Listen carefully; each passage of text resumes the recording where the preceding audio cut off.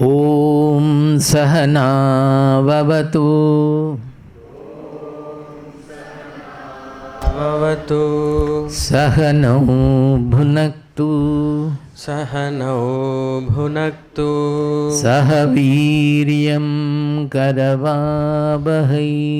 Sahaviryam Karavavahai Tejasvinavadhitamastu Ma Vidvishavahai Om Shanti Shanti Shanti Om Shanti Shanti Shanti Om Shanti Shanti Shanti Om Shanti Shanti Shanti. Hari Om Tat Sat. See, these are called self-addressed prayer. You will find in the very nature of the prayers the difference between Karma Kanda or Jnana Kanda, as we are saying, the Upanishadic sadhana and the other ritualistic, desireful sadhana. The difference, fundamental, basic difference is the Karma Kanda or whatever we do throughout, it is all based on desire motivated. And the entire Upanishadic sadhana is based on removing the desire, desirelessness. This is the fundamental difference we should keep in mind. And how do you become desireless? By understanding the truth. The desires become redundant. It is not through any force or any control that we become. It is just by when we understand the truth, the whole, as we call, paradigm shift, the whole emphasis shifts from desireful lifestyle to desireless lifestyle. Now, this self-address prayer, all these prayers, you will find that it is not asking from God or anything, asking for wealth, property, well-being. No. It is all may we become, may we become, may we become. That is, actually we are committing. This is also, the prayer itself becomes a sadhana, because when we say may we become, our mind, when we are saying Shanti, the Shanti should dawn in our mind, otherwise there is no point in saying. Suppose in Gayatri people go on saying Dhimahi, Dhimahi means I meditate on. But you look into the millions of people who are doing the japa, they are only saying Dhimahi, they are not meditating on. See the fallacy of our practice. Right from beginning, from 12th year or even below that, we are supposed to Dhimahi, I meditate on. That brilliance which is beyond the objective ken, I meditate on that brilliance. So we are saying Dhimahi, but we are not doing the dhyana. So when we actually mean what we are, when we mean Dhimahi, then it becomes a sadhana that we have to meditate on it. Even in Bhagavatam also, the main verse, that's Satyam Param Dhimahi. Bhagavatam, the main Mahavakya-like thing is Satyam Param Dhimahi. There also we go on chanting Satyam Param Dhimahi. Are, what is Satyam? What is Param? Unless we understand what is the Satyam, what is the Param, how can I meditate on that? So first of all, we have to have a very clear concept of Satyam and Param, and when we are chanting, we must completely give ourselves to that. That concept should dawn in our mind. So these are all the prayer, but not asking for anything, but promising, for committing, for introducing our something good in our system. This difference you will find everywhere. Yesterday we have done quite in detail, yesterday and day before, Viveka and Vairagya. Now today, can you show the slide just once? Today we will start with Shama Damadi Shatka Sampattih. Why the name is so complicated? It is not complicated. 6 names cannot be begun together. Actually, it is Sampatti, means sixfold treasure. Again, sixfold. That means they are not isolated. They are all integrated. 1 will lead to 2, 2 will lead to 3, 3 will lead to 4, 4 will lead to 5, 5 will lead to 6. Now, it is not just that. It is regenerative also. That is, 1 will lead to 2, but as we grow with the 2, 1 also enhances. As 1 enhances further, 2 also grows. Iterative. So, as you go to 1, 2, 3, 4, 5, 6, that 6 as it grows, it will further reinforce 1 also. Like that, this fourfold, Viveka, Vairagya, Shat-Sampattih, Mumuksha, these are also not isolated. Viveka will lead to Vairagya. As Viveka grows, I explained how Vairagya will come, because knowing the permanence and impermanence, etc. Now, as Vairagya grows, what is the meaning of Vairagya? Is it not the clear vision, basically? When we become more and more impersonal, impartial, not clinging to our preference and prejudice, likes and dislikes, will not our buddhi be able to see things much clearer? Even if the person whom I like most, very fond of, the defects we will see, because as the Viveka becomes, Vairagya enhances, that clinging to a certain, I like a person, but that liking the person should not become a clinging which will clutter my vision. I should be able to see the good and bad in everybody, whether it's a friend or a foe, everywhere we will be able to. So it becomes a very clear decision making power. So if this is so, then such a Vairagya which gives us a clearer vision, will it not enhance the Vairagya, Viveka also? Viveka means clear seeing, discrimination. As Vairagya increases, automatically our Viveka will become clearer. Viveka will go up further. And as Viveka increases, further Vairagya will go. So each will help the other. Like that it grows. All these are like that. In spirituality, everything is finally one. So all are, what we call it? I call it regenerative. You call it, what is the name given generally? Symbiotic. That is also true. In science, we used to call it iterative or regenerative. That one is helping. Symbiotic is also the correct one. So, this Shamadhamadi Shat-Sampattih, these sixfold treasure, these, because they are actually, they are virtues.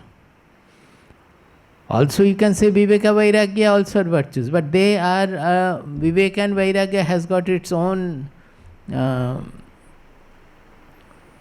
place in a definite sadhana.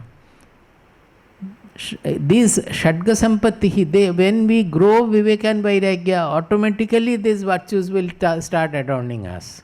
So they are clubbed in. Actually there is no difference, but they are all related to each other. But when we really force on, we will find the shlokas in Vivekachoodamani, that Viveka, Vairagya are like the 2 wings of a bird, with which it can flow to any height. So there we are not talking about the sixfold virtues or so. Actually sixfold, now there we can add many other virtues also. But this Viveka Vairagya is a absolutely fundamental, on which any spiritual seeker or a person who wants to have permanent peace and well-being and all, these are the 2 which will take us to any height. So there is a shloka in Vivekachoodamani which says that they are like the 2 wings of the bird with which it flows. Both wings, they help each other in the floating in the air, passing through the air, going up. So, what are these? I said earlier also that treasure in spirituality doesn't mean external treasure. Everything to do with is internal. So, when we are doing some puja to get property or children or anything of the well-being, it is not spirituality. Let us know very clearly. Desire fulfilling anything we do, religious or so, it is not spirituality. The spirituality, the first step of spirituality comes when our vision is taken within from outside. We Don't look for anything outside. Start looking within. That is the beginning point of spirituality. Before that, it is all religion. Religiously, you can pray, you can ask for, you can desire, everything you can do. That too in a good manner. The religion is there to keep you on the auspicious track, not to want anything harmfully. Suppose you take away others' properties without their permission, naturally it is not that will create social disharmony. He will also take anything from you that he will not like. So the fundamental religious code which encompasses everything, it says that Atmanah pratikulani paresham na samacharet. Atmanah pratikulani paresham na samacharet. This actually, it unifies all the dharmic codes. The codes of dharma, moral codes, all are integrated in one line. Atmanah pratikulani paresham na samacharet. Whatever is Atmanah pratikulani, whatever you don't like to be done to yourself, which is against your own welfare, Atmanah pratikulani, whatever you don't like to be done to you, don't do it for others. Paresham na samacharet. Don't do it for others. Similarly, the reverse, whatever you would like to be done to yourself, do it to others. You would like to be loved by all, love everybody. You would like to served by everybody, serve everybody. Whatever we like to be done to us, we should do for others. So that is the entire religious code, which is not negated in spirituality.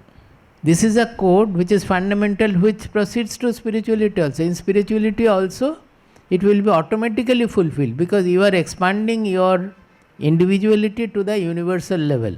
So automatically you will do whatever you do for yourself, you will do for others. Automatically you will not do for anybody what you don't like to be done to yourself. It becomes automatically fulfilled in spirituality. But nothing against, it doesn't go against spirituality. But the desireful prayers goes against spirituality. You are asking for money, more money or something, or some companies, certain things have happened, the astrologer, you went to the astrologer, he told you to go to Rajarappa and give this puja, this bali and all. You even cut a goat there to have your own welfare. You kill an animal to have your own welfare. These are absolutely against spirituality. They are not really religion also. People do it in the name of religion. Religion doesn't say to ask us to do all that. So, here in this, when you take to Viveka and Vairagya, all these 6 qualities, they start gracing our personality. The first is Shama. The names are Shama, Dama, Titiksha, Uparati, Shraddha, Samadhana. Shama, Dama, Titiksha, Uparati, Shraddha, Samadhana. Now, those who have studied, you will find a little reverse here. Generally in Yoga Shastra, Dama comes first. Dama, Shama. Why?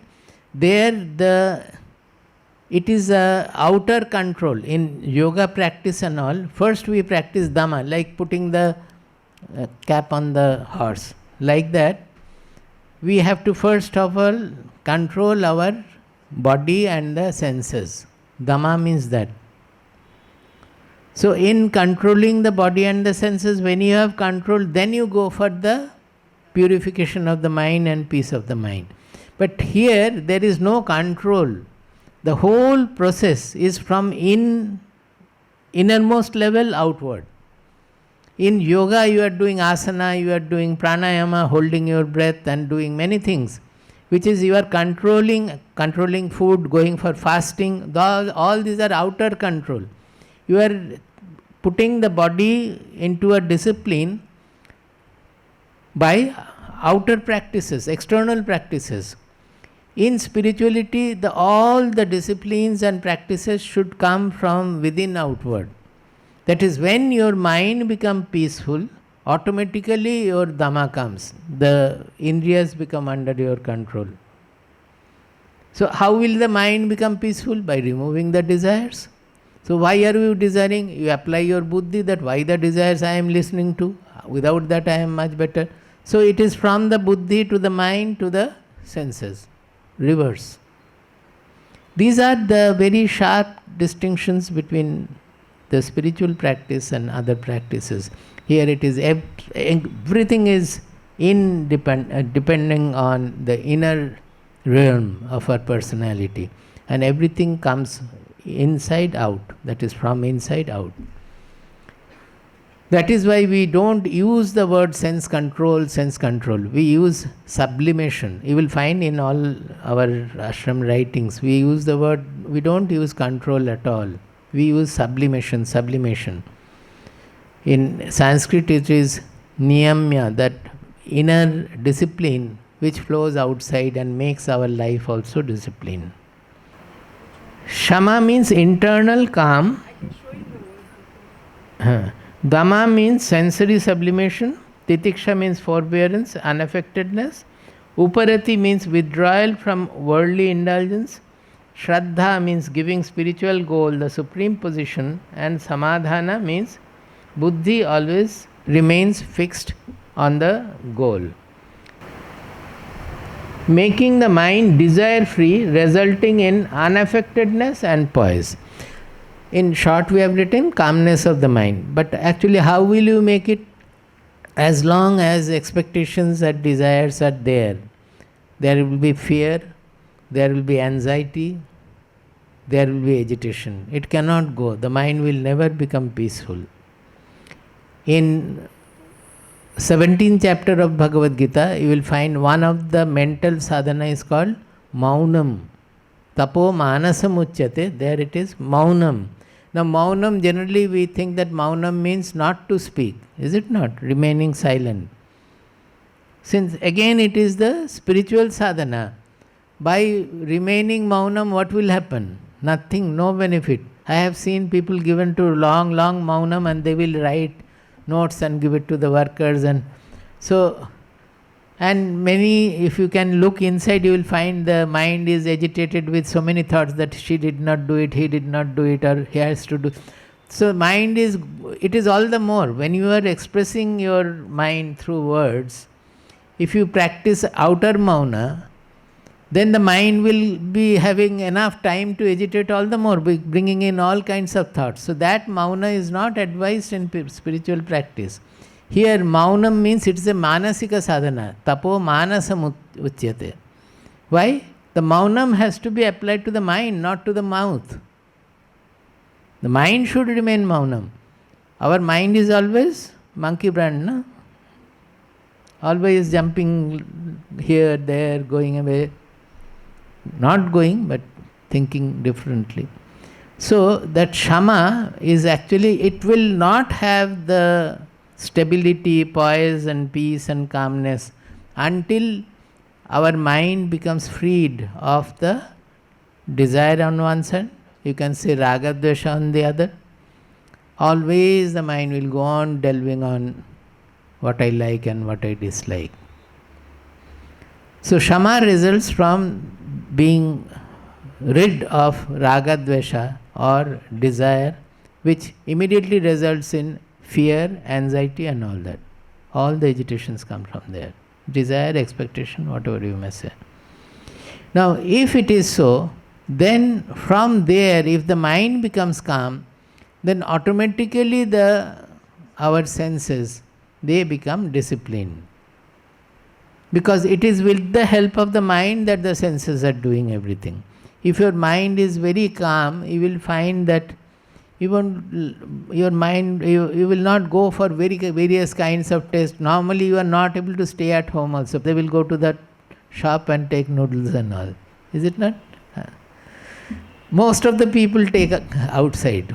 They don't know cooking at home. It is so much given to outside food, the soul food. Now as their mind undergoes a change, this change should come, that they will not look for the taste of the canteen, the restaurant food and all.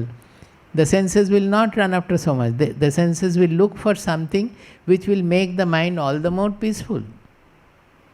Because the mind is already, it has got a stability, the mind will look for activities which will keep the peace of the mind or enhance the peace.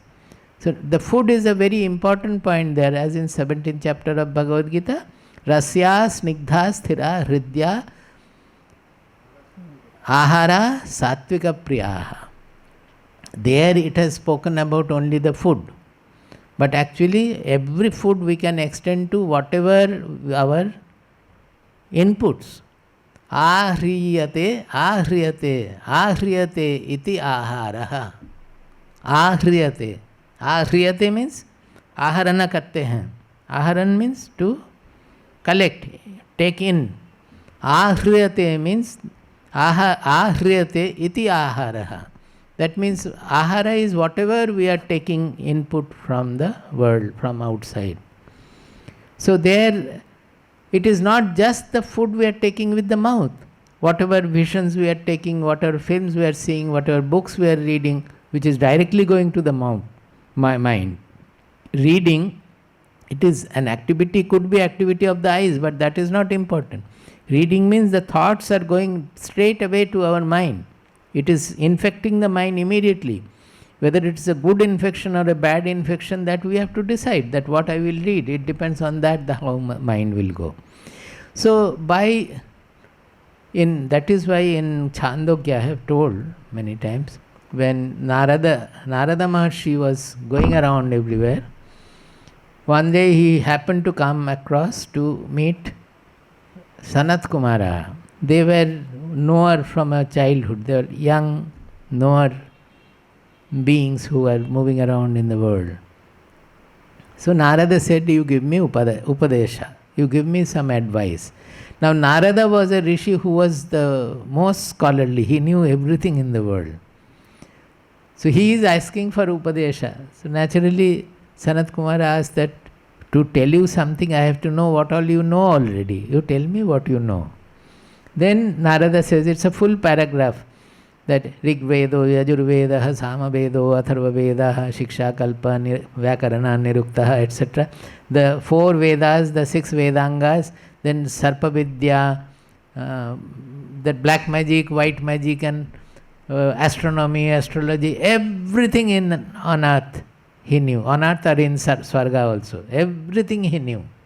So it's a big paragraph where he is describing what all he knew. Saying that, he says, but mantravidoham asmi natu atmavid tarati shokam atmavid. Saying that, he said, but all this I said, I am a mantravid. That means I have only theoretically studied. I know the mantras. But I am not an atmavid. Who knows all these things? The real identity, who is having the knowledge? I don't know who am I, who I am. So he says, mantravidoham asmi. He was humble. So he did not say that I know everything. Then if he was not humble, will he ask for Upadesha from Sanat Kumara? He would not have asked. He expressed everything, that I have read everything, I have known everything, I am going around to in the world. Vishnu is my greatest friend. When some knower becomes our friend, we go on boasting on that I am associated with Swamiji for 30 years, 40 years, 60 years. I have helped Swamiji in doing this, doing that. I have applied oil on Swamiji's body. These all becomes in Shastras it is called Brahma Bandhu. Brahma Bandhu. That means they have not got the Brahma Vidya, but they have been a relative or a friend to a knower. Even somebody who is born in a knower's family, suppose, oh, हमारा grandfather knower थे, बड़े saint थे. It becomes so much of an obsession and a pride for him that he never looks for spirituality anywhere. Grandfather was, but you did not take the discipleship of your grandfather. And when there are knowers in your village, you don't go to him also because your grandfather was a knower. By your grandfather becoming a knower, what purpose is served? It is worse. Actually, you must have inherited some good qualities from your grandfather, but the one lack of quality, that humility, has spoiled everything. When I was initially in my young days, I was going to Dakshin Khanda to Baba After initiation, I used to go and stay there for sometimes for 7 days or so. So every day I would go out for walk. Those days tarred road etc. was not there. It was all mud road, and I used to walk through the field, the paddy field. They grow a lot of sugar cane also there. Huge vessels, sugar cane would be boiled at the end of the village like that. So across the field I used to go to a place. While going, I had to go from in front of the house where Baba's Gurudev, Kshitish Chandra Dev, was there. He left his body at the age of 32. So nobody has seen after that. So he was younger than Baba, much younger than Baba. He refused to initiate Baba, but Baba was very, very commanding and adamant in his ways. So he said, no, you have to initiate me. We have never seen forcing a guru to initiate. That was there, and making him a guru. He did not have any other disciple also. He was a very good knower, but he would not do anything. And he was only 32 years old. He said, no, don't worry, I will take you to Narayana Tirtha Dev. He will initiate you. Please leave me. Like Yamaraja, please, Nachiketa, please leave me from this. Baba would not. And Baba had fixed his initiation that I will go to Panchavati where Ramakrishna Dev had did his tapasya. And there you have to initiate me. So both of them went to Panchavati, Dakshin Khanda, and he got initiation from there. So it was like that. And making him guru, he tortured him like anything. You can read in My Beloved Baba what kind of a torture it was. It's very, very rare. I have not heard of this kind of relationship anywhere, and that makes our lineage also quite rare and great also. It's unimaginable that to think of a guru who out of love is undergoing so much of torture from the disciple, and only disciple. So he passed away at the age of 32. His 2 brothers or 3 brothers were there in that house. So when I was going, they would always come, invite me, come, why don't you come in and sit. So one day before coming away, I accepted, I went in. They started speaking many things. Then I understood that they are jealous of Baba. Because in that small village, a person is there where people are coming from abroad and our country, from various parts of our country and abroad also. Together, so many, Swamiji used to go with 14, 15 disciples sometimes, stay there for one day. So that used to create a jealousy in their mind. So it came out very soon, because I would not speak, I will only listen to people. You are finding me only speaking, but in my nature I am given to only listening, not speaking. So I was hearing them, whatever they are saying. Then they said that, वो आप लोग इनके पास जाते हैं ना, अगर आप देखते कि वो नारायण तीर्थ देव कौन थे, अगर उनका इनिशिएशन आप देखते थे तो कभी इनके पास नहीं जाते. What he is saying is that you are going to this person, that is Baba. If you had seen the effect of initiation by Narayana Tirtha Dev, then you would have understood what is real Diksha.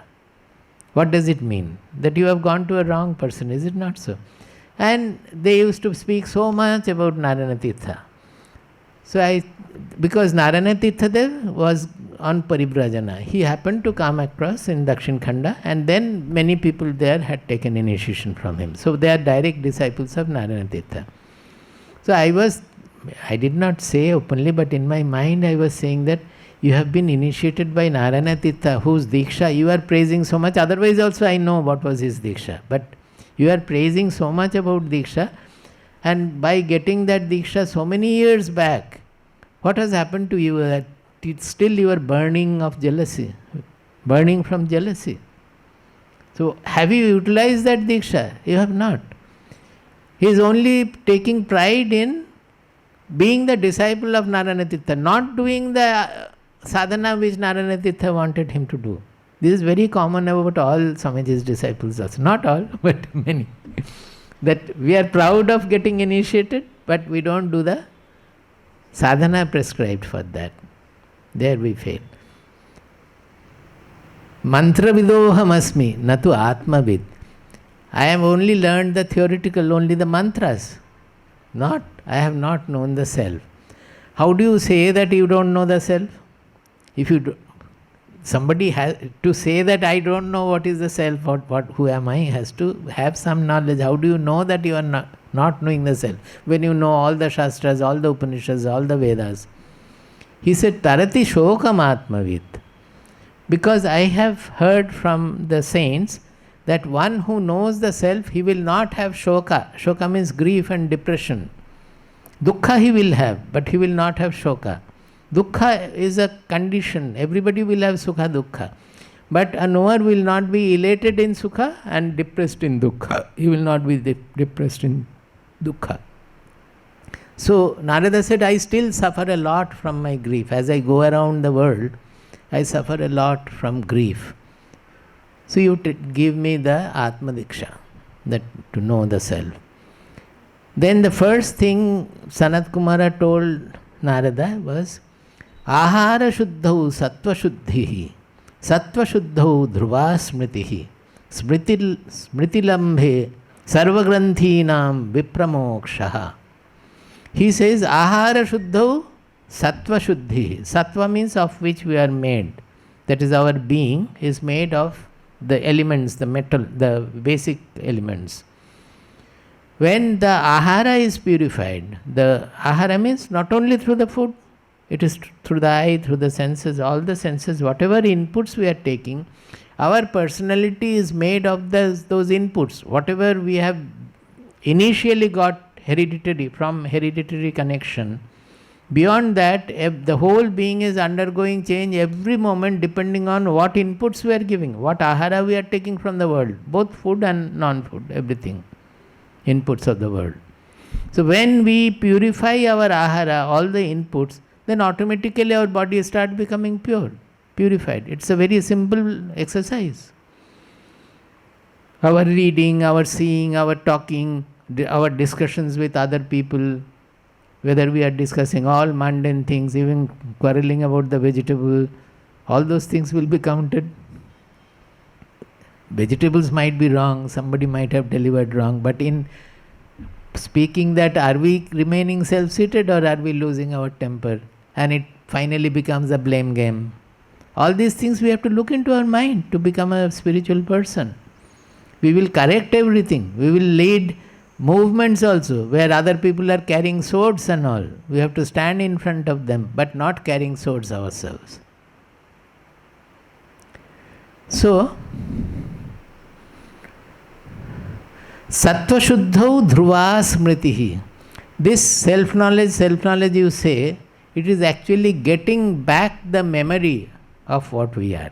Smriti, it is called Smriti. Why? Because we are not creating the self. We are the self, and out of ignorance because of the effect of the birth, we have forgotten what we are. This is very important.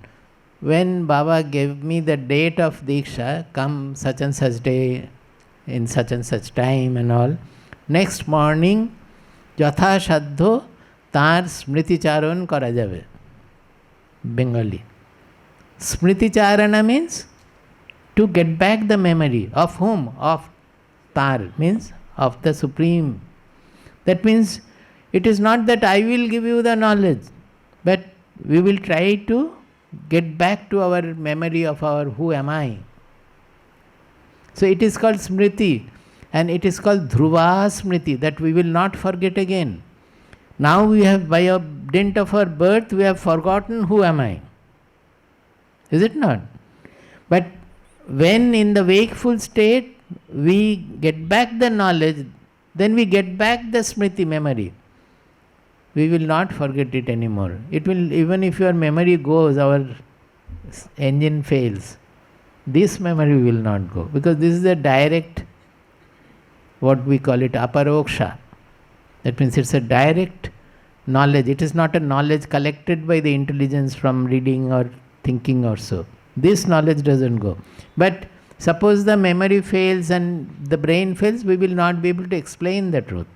We will not be able to write about the truth also. Do you get the difference? But what you are, when you get back the memory, there is no question of losing that memory again. So he says that is why it is called Dhruva Smriti. Dhruva means permanent. So Ahara Shuddhau Sattva Shuddhi, Sattva Shuddhau Dhruva Smriti. When the being becomes pure, see how the sadhana gets completely changed. It is not by reading, listening and all. You have to know what is, who am I, what is the self. Nothing like that. It's out of purity the truth dawns in us. The smriti comes back. The memory dawns in us. Smriti lambhe sarvagranthīnām vipramoksha. When we get back the smriti of our real identity, when we get back the smriti of who am I, then what happens? Sarvagranthīnām vipramoksha. Granthi means knots. We are having lot of knots in our mind, in our emotional state, in our buddhi, everywhere there are knots. Knots means it's not a straightforward, transparent vision of truth. It's all complicated knots created by desire, ragadvesha, and particularly ahankara, the ego, knots of ego. So, sarvagranthina means all the knots which are there in our heart. That means in the inmost level, the knots are there. Vipra moksha. Moksha means liberation, that is untying of the knots. But he has used a very special word there. Bi pra moksha. Vi means vishesha rupena. Pra means, Vi means vishishta rupena. Pra means prakrishta rupena. That means prakrishta rupena means very well liberated, that there won't be any problem further. And Vi means in every aspect of life. It is not in one aspect one granthi has gone and in other aspects the knots are still there. It is not so. By getting back the memory of this truth of who am I, all the granthis which are applicable in all our life will be completely dissolved or untied. It is not a restraint. In spirituality, it is not a sensory restraint. How does the sublimation take place? Because it is from in outward. That when the smriti comes back, then from that all the granthis get completely dissolved. Now even if we don't get back the smriti, when we are doing charcha, when we are meditating on that soul dimension and trying to institute that soul dimension in all our interactions as well as meditation, that is throughout our life, throughout all the period of our day, we are trying to institute that the soul dimensions, then automatically the Dhamma will come. The sensory discipline, the bodily discipline, everything will come. Depending on the intensity, the pranayama becomes natural. Automatically the pranayama will happen.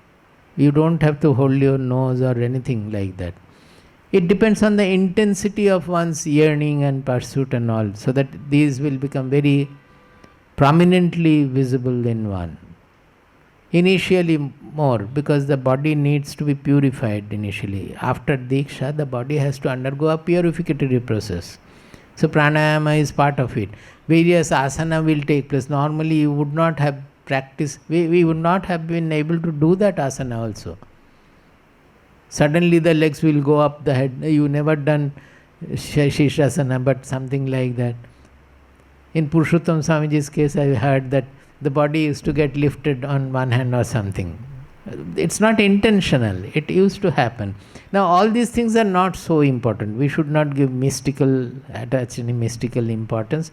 But these happen because you can feel that there is a great process of purification going in our personality. In the process, whatever needs to be purified, firstly the breath is very important, because the prana is directly linked to the breathing process. Even breath is called prana in our shastras.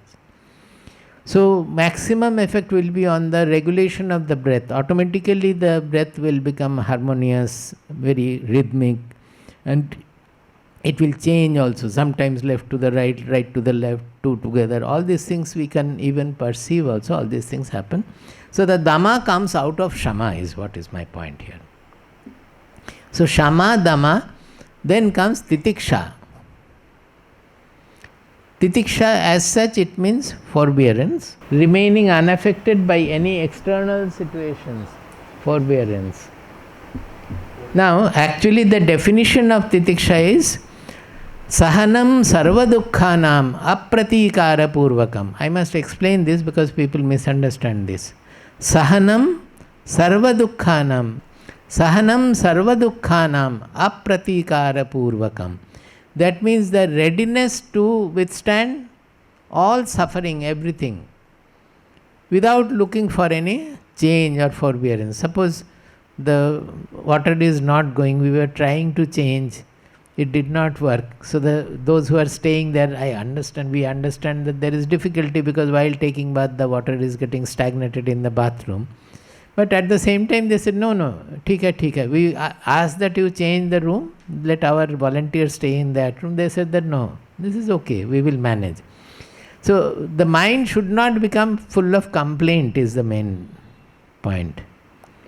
That is, it's not that fully, although we are saying apratikara purvakam, that is, you should not look for pratikara, you should not think of redress.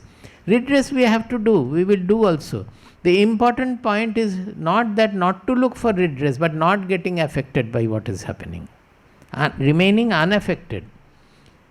Suppose when there is some wrong, Swamiji has led so many movements or so, you will say that apratikara, then why Swamiji is going for pratikara? That means removing the religious corruption from the world. Why the saint is trying to do it?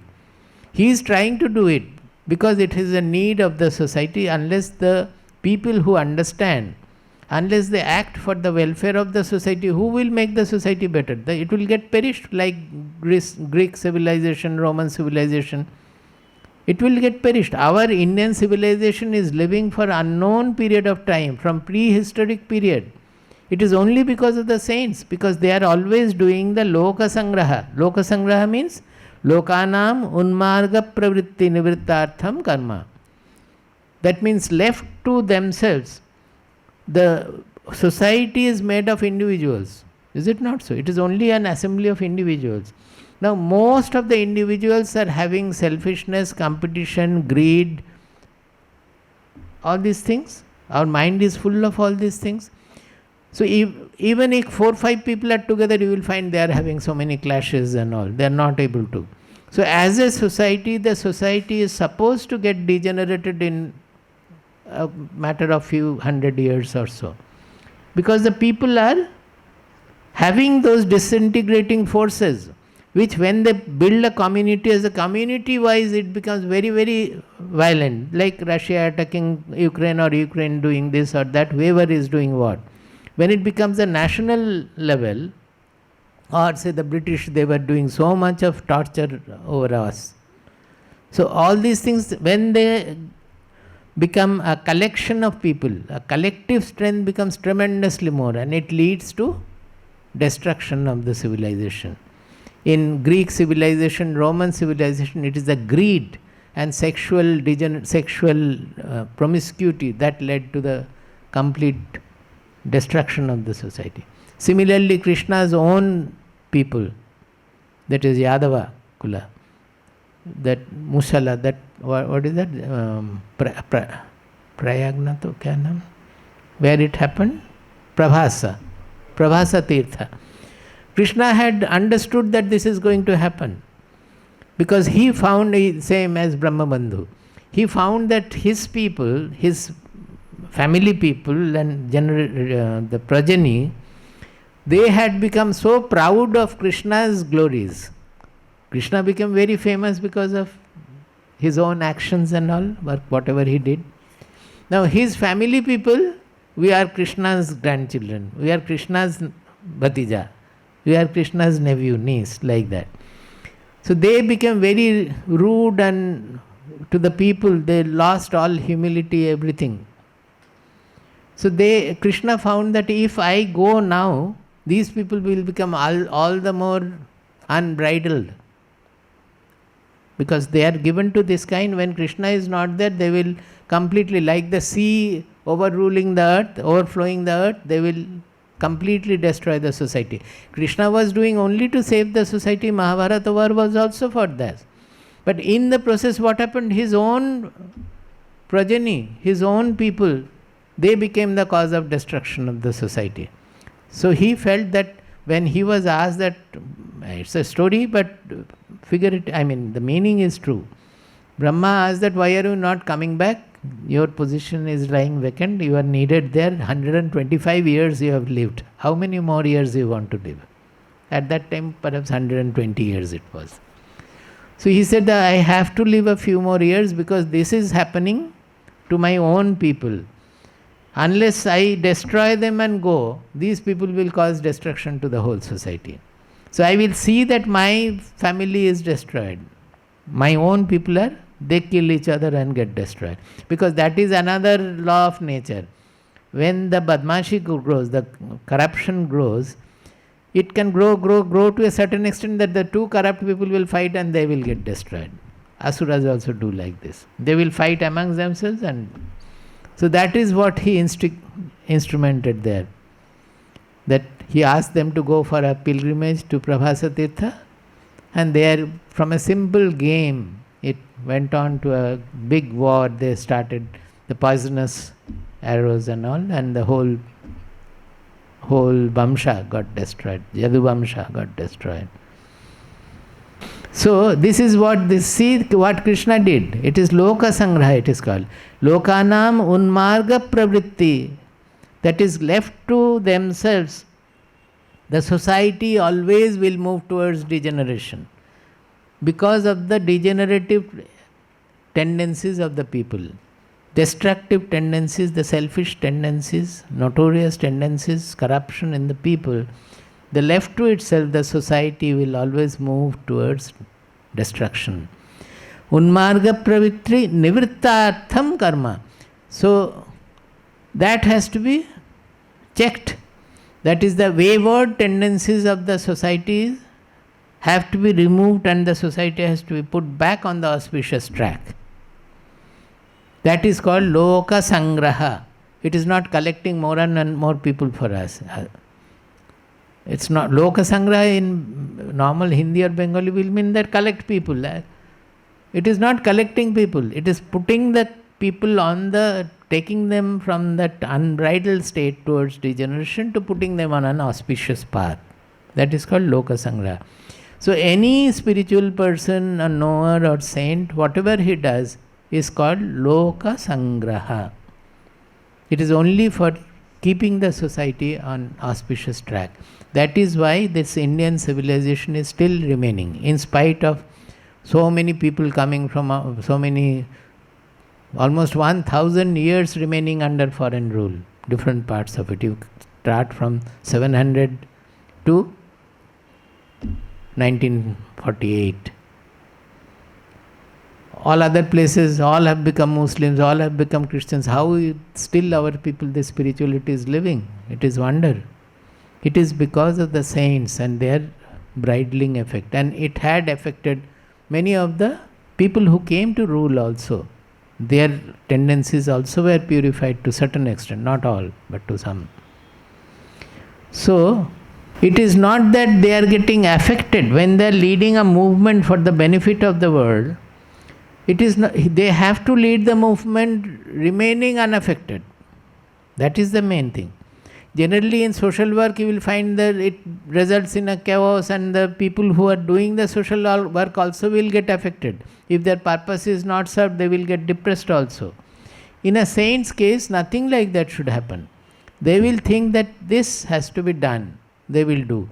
To the extent it is successful, it is fine. If it is not successful, they will accept that the society has not yet become mature enough to undergo that change. So it's enough, it's okay. And where there is destruction like Krishna, so that also will be instrumented to some extent. They will not go run, no, hamare vamsha hai, my lineage, I have to protect them. Somehow, are wo gunda hai? No, he is my grandson, I have to protect. Krishna's own son was there. My son I have to protect. He did not say that, my son, let him go to death. It is not easy. Where from these things are coming? It is the impersonality, the Vairagya. And it is not a Vairagya which is taking us away from work, as we understand by discussion also. It's the Vairagya which is making us do tremendous work. Just like the soul, the truth, the whole universe is unimaginable activity. It is possible only because of the Vairagya of the consciousness. If the consciousness gets attached to anything, then the other things will not happen. If it is attached to gundas, then only gunda will be there. If it is attached to saint, only saint will be there. Everything will become purposeless. Because of its Vairagya, it is non-clinging to anything. The consciousness doesn't cling to anything, so it can host anything from infinite negative to infinite positive. Everything it can host. That is why in dream you can see so many things.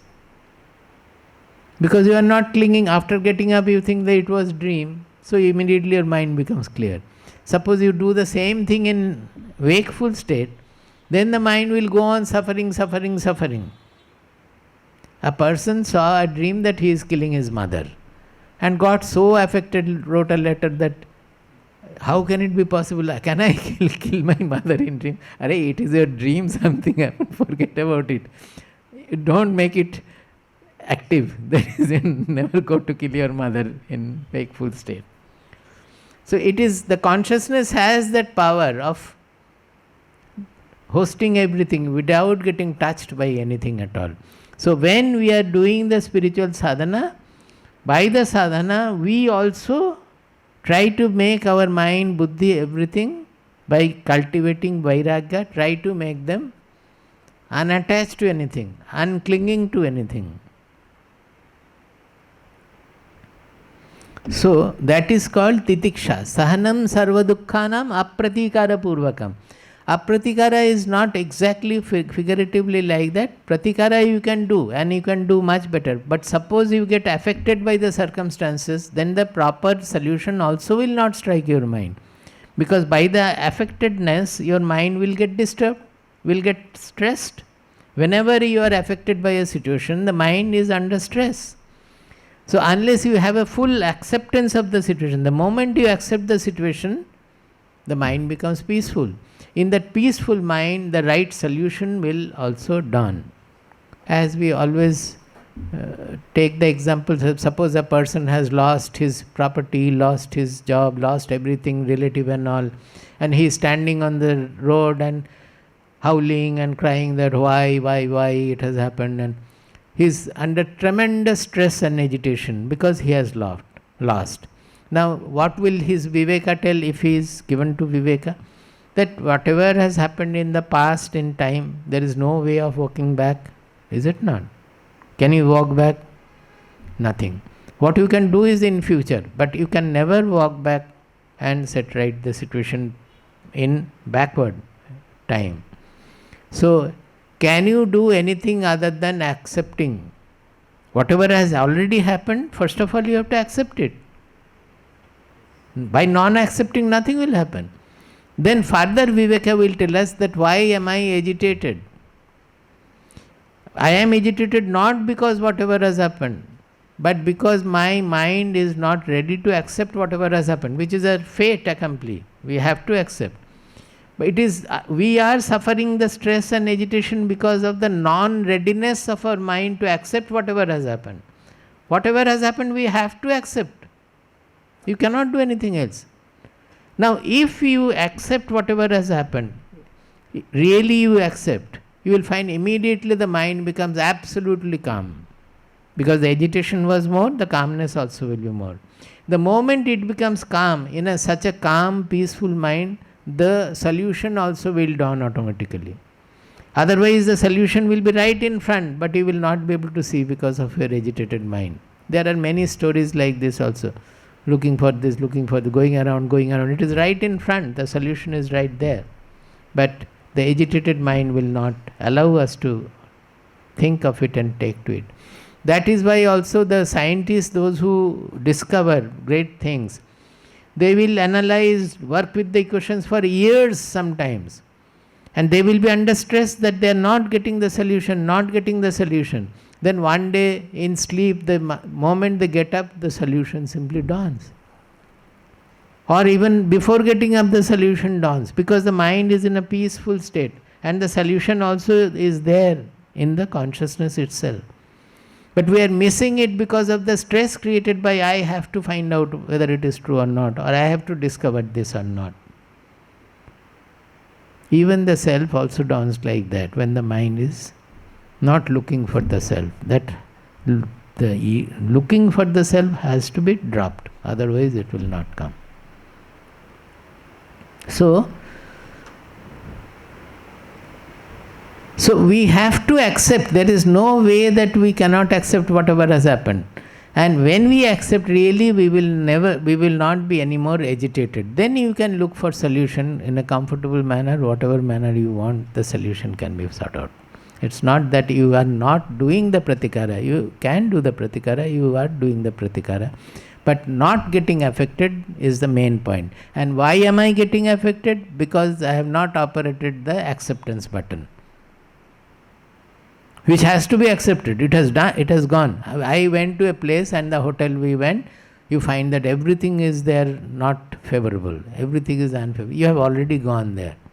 By shouting at the person who has done the booking and clamoring about it, why did you do this, why did you do that, you should have gone to that hotel, you should have tried this way, that. What is the point? You have already gone there. You see whether you can go out and go to a new hotel there or not, or other. What is the point in blaming the past and not accepting the past? Some mistake has taken place somewhere, it has happened. You cannot undo the mistake going backward in time. You have to go forward to see the redress. And to find out a proper redress, you have to be in a peaceful state of mind, unaffected state of mind, unagitated state of mind. This Uparati is discussed like this, but truly Uparati comes only when we start reveling in this sadhana. Actually it comes, suppose by Guru Kripa, as say you have found that Ramakrishna, they put his leg on feet on Vivekananda's, and he immediately had a samadhi kind of a thing. Like that, in taking initiation or so, because of the Guru's influence, that we have not done any sadhana till then. Maybe we have done also, because it depends on our fitness. Just by the grace of the Guru, the samadhi may dawn very soon. That is, you may have an Atma Sakshatkara. Even if you don't have the Atma Sakshatkara, you may get into a blissful state in meditation. So you discovered that the joy is not lying outside, but it is within. This discovery is very important. You can analyze, and as I said yesterday, perhaps in the evening, that the sea, you are so overjoyed seeing the sea, but suddenly you got the news that you have lost somebody, and the mind collapses, the joy is no one there. Now when you are applying this Viveka, you understand that the joy is not in the outside, joy is coming from within. When the mind is forgetting all other agitation, all other desires and expectations and fear and all, automatically we feel the joy. That is why in deep sleep we are joyous. We don't know it because they are sleeping, but that is the restful, most restful state in deep sleep, because we have forgotten everything. So when we see something very great, we forget all other troubles, everything, and we get the joy. But the joy doesn't lie there. It is coming from the state of the mind. If the joy lies in the world, then how is it that you get something bliss in meditation when you have forgotten the world? Why didn't you do this vichara after meditation? If in meditation somehow we are able to have a ananda experience, a joyful experience, we should immediately analyze that what was that state when I had forgotten the whole world. So if the experience is true, and if you can repeat it also, if you are not convinced, you have to repeat, but otherwise you might be convinced that if you do the proper vichara, you will be convinced that the joy is sourced from within, not from outside. So If that experience is there, then why should I again run after other things for getting the same joy? For sukha, should we run after things? But getting that joy also we remain hunting sukha outside. It is because of lack of vichara, nothing else. Even if you have the experience of samadhi, we have found so many people. You may get every day in the morning he is getting into samadhi and getting lot of joy, coming up with a brilliant face, but throughout the day he is doing all wrong things. The mind is still troubled. Because of lack of vichara, when we are finding the joy in the state, when I had forgotten the whole world, including my own body, mind, personality. World we cannot forget when I remember my egoistic personality. We have to forget everything. That when we have forgotten everything, that was the joy. So where from did the joy come? Then why again am I running after the world to get the joy? We may do anything in the world, but not looking for joy. Joy is within. If I look for joy, get into the inside, or give a dip, forget the whole world, you will be joyous. As we do in sleep, we are forgetting the whole world, again we are coming back to the wakeful state. Wakefully also we can do that. But we should not anymore look for the joy outside. So a saint will do everything, 10 times the work of other people, but never thinking that that will give me joy. And when the mind does not look for joy outside, it does everything joyfully, cheerfully he will do everything. Whether it is a bad work or a good work or anything, failure or success, it doesn't matter at all. So that is why I am saying that Uparati, that means withdrawal, rati means the reveling in something, enjoying something. Uparati means whatever worldly objects and worldly situation we are now having rati, means we are having indulgence in, withdrawal from that. Now this withdrawal again will become very natural when you have got the Atmarati. You went in and you have the rati from inner absorption, that is Atma. By going into the Atma, resting in the Atma, which is happening every day during deep sleep, but we are not knowing. Here it has to be done with the full awareness. So when we get the Atmarati, then automatically, then you don't have to analyze all these things. No, this, then the joy is inside, so I must not go there. ऐसे काम नहीं होता है. होता है automatically that once you realize that the Atmarati, then you don't run after anything anymore. So Uparati is a natural consequence of Atmarati.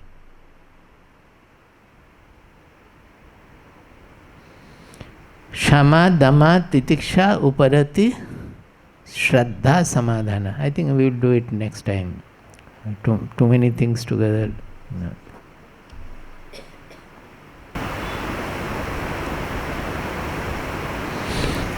Simple छोटा मोटा question ले सकते हैं. Swamiji, you have mentioned how a knower behaves in the waking state. How does a knower perceive the dream and deep sleep state?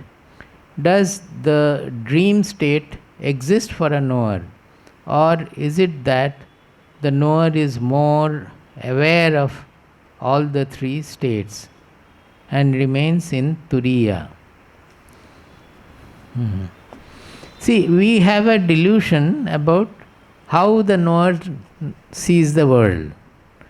As far as his eyes and ears are concerned, there is no difference as such. Only the wrong impression we are getting from the world because of our ignorance covering the real vision, that goes. So he has a very real idea of what they are. Suppose people are very much taken away by the physical features of a person, whether it is male or female, particularly opposite partner or so. A knower will not be taken away by that, he will not be overwhelmed by the physical feature of the person. He can see the mind. So, in some cases, the person will be a very great person, very accomplished person, maybe even Nobel laureate, or anything of that sort. Knower will not be enamored of all those things at all. He may come to see the knower when he is visiting somewhere. And it may so happen that after 2-3 words he will ask them to go around the ashram, somebody to go around the ashram and show them, like Ramakrishna Dev did. Somebody who is, he will find that he is not a spiritual person, he will ask them to show around in the Dakshineshwar temple. It can happen, may not be exactly like that, but it will happen. But another person may be not very clean also physically. Generally, a saint will look for whether you have taken bath, whether you have changed dress or not. But in these cases, he will not be taken away by all these things. He will look into the mind and certain things of the mind, say transparency, simplicity. These strike the knower very much. Even the people walking on the street also, or some photograph somewhere, or we are seeing a group photograph, suddenly one face, we find that the face is very transparent, looks transparent, there is simplicity. He may not have any other qualities at all, but they will attract their attention, and the corresponding, the communication will be there with such cases. It doesn't depend on any other external factors. So such differences will be there. But his eyes will see whatever it is, as far as the eyes are concerned. But it is also a vision of the eye, that from the eye, with the eye only we are seeing the face structure and all. Apart from some ambience also is felt. Suppose the food is given. If the food is suffering from any impurity, it is not always the eyes. Impurity coming from the cook or somebody handler, or somebody just had looked at it. The food may become impure by just a look of a person. Or somebody cooking an item, say that, oh, my daughter also likes it very much, gone. It may happen very naturally that while cooking, the cook is thinking that my daughter likes this item very much. Then you cannot serve it to the saint. It has become uchishta. Uchishta means it has become polluted by your attraction to that. I always cite one example that when we were in Kharagpur, Ma used to cook everything and fully. So one day we had a very small little girl. Her name was Nayantara. Even now I am very fond of it. All of us, we are very fond of the girl, but we don't know where she is. Till her marriage we knew, and we supported her marriage to the extent we could. That's all. Thereafter we don't know. I used to take her on my pillion in the scooter to the market, go to the market and do. I was very fond of that. So this I am saying to say that there was no other difference as such.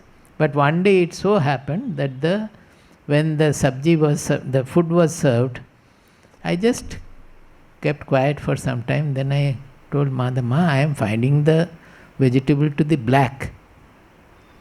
Who has cooked? Ma said, I have cooked as I cook every day. But I am finding it to be black. Can you think what has happened? Oh, that lady has come today. At that time I had asked Nayantara to cut the vegetables. So that day the difference was only that very good, our beloved Nayantara had cut the vegetables. He might be beloved in all respects, but she cannot be allowed to handle the food material. These are all very troublesome parts of the life of a saint. Those differences come because you can see through the impurity if you are sensitive. But I will say that it has nothing to do with a knower. It depends on our sattvika qualities. When the sattva guna is at its height, then all these senses, it has nothing to do, but it is not that the person may not be a knower. But in its height of sattva, the things reveal their properties. Seeing the food, you will know that this food will suit my body or not. What are the qualities in the food? Shall I take or not? How much will I take? Even cooking also you will know how much of cooking to be done so that the food becomes most nourishing. Seeing the color or whatever the fragrance and the color you will know. So the observations become very sharp, not because of the knowledge so much, but because of the sattva guna, the height of sattva guna. Because of the sattva guna practices, the sattva guna rises to such a level that one becomes very, very sensitive. Now, what is the way such a sensitive person, can he remain in this world? It becomes really difficult. If you see the way they take the cows for slaughter, after slaughter it is different, but before slaughter, they will pack the cows in a truck that they even cannot move their neck. It is like that. Once we were going somewhere, traveling in car, and right in front that was going. For 1 hour full I had to see that picture. It was so painful. So the sattvic height, the sattvic enhancement will be compelling a person to become gunatita. That gunatita becomes a compulsion when you become very sattvic and so sensitive, and you cannot change the world. To live in the world, you have to become gunatita. That is all, everything is okay. Let there be torture, let there be destruction. You should be able to take that also. As much as dukkha, so much sukha, everything you will be able to take it. That comes from the gunatita level. That is, you are no more overwhelmed by the sattva guna also. Sattva guna will be there, but you will not be overwhelmed by that. So knowing that the food is poisonous also, you will be able to take it, like Mahadeva. Once that also happened. In a house we were invited, and while serving, the daughter-in-law of that house, they started complaining about both me and Ma. 3 of us were sitting, Swamiji, Ma and myself. And those complaints, I find that where from did they collect all those complaints, because we don't know of any such situation. If at all it was there, if they had told, it would have been set right also. But we could not find out why these things have come to their mind. Complaining and complaining and complaining.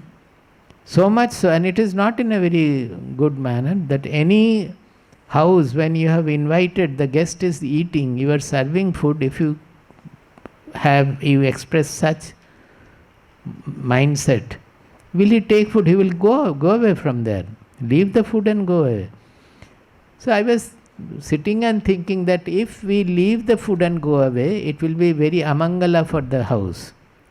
In any household, when they are feeding some saint, and in between you show some not respect, but whatever, then negative reaction to that, it is bad for the household.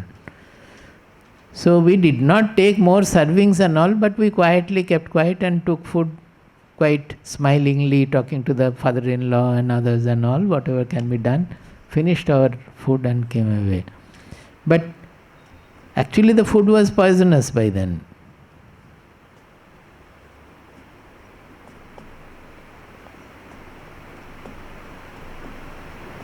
And it happens also, such things generally bring in inauspicious development in the household. Massive inauspicious development in the household. So we are very careful in not visiting people also, where our mind might be adversely affected. We don't go there, because it will become bad for them. All these things are there. I can answer another day the full other things, but the life as such, his sleep, dream, wakeful, all are same. But everywhere this Turiya you have asked, that states and remains in Turiya, that Turiya state doesn't come and go. The Turiya goes through the wakeful, dream and sleep, and again wakeful, dream and sleep. And to know what is that Turiya which is passing through the 3 rooms of wakeful, dream and sleep, we have to go into Samadhi.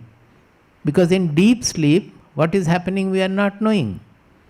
So when we go into the Samadhi, we find that it is neither the wakeful, not the dream, not the sleep, but these are all 3 states of the Purusha, who is the Turiya. So that Turiya becomes a constant factor for him throughout.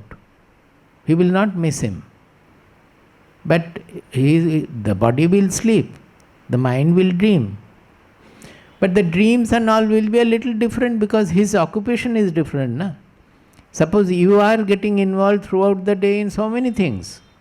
According to that you are dreaming.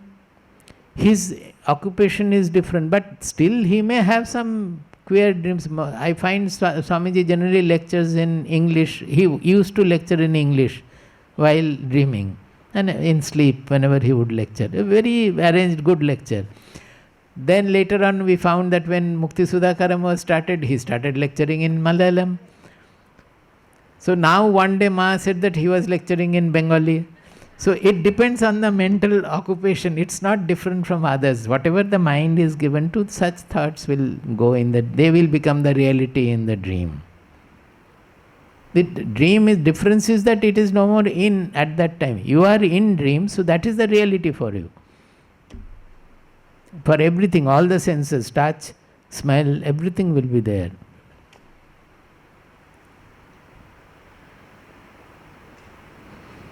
So dream state does exist for a knower. Sleep state, everything exists for a knower. Well, all these can change for the yogis. Knowers are different. Knowers will not try to change all these things. But the yogis do have. If you practice yoga nidra, then you will find that very comfortable dreamless sleep you can have. There are 4 kinds of sleep. I don't know whether you know. It's all mentioned in the Shastras. There, in some places it will be much more, many more. But normally 4 kinds. Of which the best dream, best kind of sleep is called Yoga Nidra. You have to do a small practice before going into sleep. We don't feel like doing anything. We don't do. In USA, in California, San Francisco, one person was asking me, why don't you teach us Yoga Nidra? I said, I don't know. I have never practiced Yoga Nidra, but yes, sometimes it used to happen by itself. I cannot teach others. But it used to come. When I was working in IIT Kharagpur, I used to come for rest for about 1 hour. After taking food, I would lie. And in 20 minutes, I used to become very refreshed, restful. That was because of the Yoga Nidra. But I have never willfully tried. It just used to come. When I read about Yoga Nidra, I know that it is this. So I told him that you please tell them what is Yoga Nidra. I cannot say. So he came to the platform and taught them for 5 minutes what is Yoga Nidra. Like that it is there. There are various kinds. But it has nothing to do with a knower. The knower is a very strange specimen. We say he is the most sane person in the world. He doesn't want anything. He doesn't want to do anything, but ends up doing everything. Suppose we stay in a secluded place. May not be cave, or if it's cave or forest, it is all the more. Throughout the day only writing about this truth, reading this truth, and writing mostly or meditating and all. Then all sorts of these, as I said about seeing the food to be like this, and sensitivity, the tremendous sensitivity, all these things will come. They will come. It depends on the lifestyle, because we are living a life where constantly interacting with so many people of different variety and all. We will not have that. So to have this also, one has to become gunatita. Suppose we are trapped by the blissfulness, that universality of that lifestyle. Swamiji has written in his book that he says meditation monger. I said it's not meditation monger, but he was meditation attached, you can say, maximum, clinging to meditation. So he was meditating throughout the day so many times and all. So one day somebody came from the village to ask for something, and because he was meditating, he did not get up. It took time for him. So that day he thought that what is the point in meditating every time and relishing the whatever is the blissful state and all? Why should I meditate? I have known this, it's okay. And because of this, I am not able to work for the people, those who came for some help, or so I have not been able to attend. So that was the end of his meditative life. Thereafter, he has only put people into meditation, not meditated himself. So a knower will be always upgrading, transcending. He will not be caught by anything. Once I had written to Baba about a particular experience which was very, very blissful and all. So Baba wrote I used to write very briefly to Baba. Baba used to call it the telegraphic message. I have received your telegraphic message. So he will also write in a telegraphic manner. He will write Baba Ah. My name's first letter was Ah. Baba Ah, and at the end he will sign Ba. So, and what he had written is that suppose you are going to Vaikuntha and on the way so many mileposts are coming. One milepost you found to be golden. Will you hug that milepost and remain there, or will move towards Vaikuntha? Simply go ahead. आगे बढ़ो, आगे बढ़ो. रुकना नहीं कभी भी. वो आएगा जाएगा आते जाएगा. कुछ किसी में भी attraction नहीं होना चाहिए. Because it is a great blissful experience. You get caught there. Every day you have the bliss. What great is there? So that these things happen for a sattva-guna enhancement. All the special powers, vibhuti we say, for even seeing the future, knowing future. All this will come because of the height of the sattva-guna. Because the sattva-guna, the consciousness expands so much, goes to such far distance and all, they come automatically. Those who practice that and keep that as their power, they become yogis with the special powers and all. Those who are given to knowledge and the ultimate truth, they generally will always pass all those things because they don't want to get caught anywhere. Prabuddham vimuktam vikaradihinam prasannam sada nitya bodhasvarupam param nishchalam nirgunam sarvarupam bhajeham sadanusmarami pranomi. Prabuddham vimuktam vikaradihinam prasannam sada nitya bodhasvarupam param nishchalam nirgunam sarvarupam bhajeham sadanusmarami pranomi.